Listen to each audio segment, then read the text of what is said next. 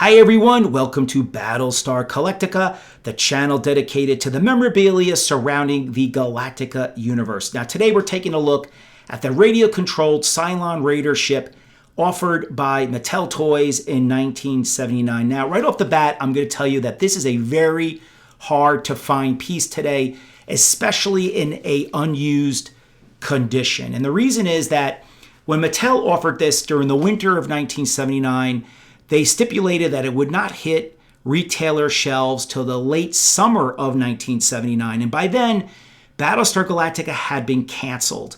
And most retailers did not want to get stuck with unsold inventory based on a show which they believed the audience had moved on from. So they under-ordered this particular piece. And it was very hard to find in 1979. And that is why even today, a lot of collectors are not even aware that it was manufactured. Now, here you have the Cylon Raider. It was going to be the first in a line of radio-controlled ships based on the show, and was part of the company's Drive Command line. Now, Mattel could be commended. At this point, they were the first U.S. company to offer a moderately priced consumer line of radio-controlled cars and trucks. And remember, that was all the rage in the late 70s, early 80s, and Mattel really took advantage of that. And that Drive Command line sold really well, not just here in America, but in Europe. So here you have the Cylon Raider. You're going to see the little Drive Command logo there in yellow. Also, Mattel warns that the frequency could interfere with the Drive Command vehicles that were also offered during this period of time. Remember, this was high tech for 1979, but we would consider it extremely primitive today.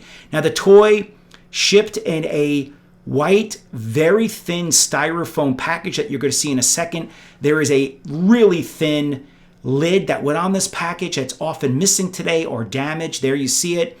You're going to see the instructions for the toy. Again, at the time, it was considered a sophisticated piece, and Mattel went into incredible detail on how to take care of it, especially how to take care of the batteries. And you're going to be surprised to learn that it only turned to the left, to the right, and move forward. It had no sound effects, no lights, and it could not go in reverse.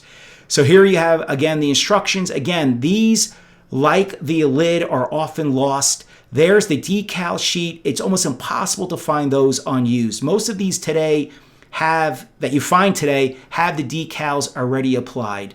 Now here is the ship itself. It's very, very detailed. Mattel used a really high quality plastic.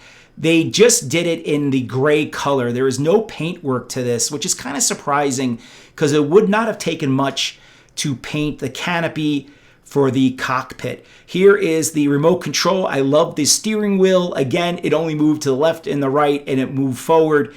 I hope you enjoyed this episode. Please consider subscribing to the channel. Like I've said so many times in the past, there are so many Star Trek and Star Wars memorabilia channels, and so few dedicated to Battlestar Galactica. I'll see you in the next episode, everyone. Have a great Galactica day.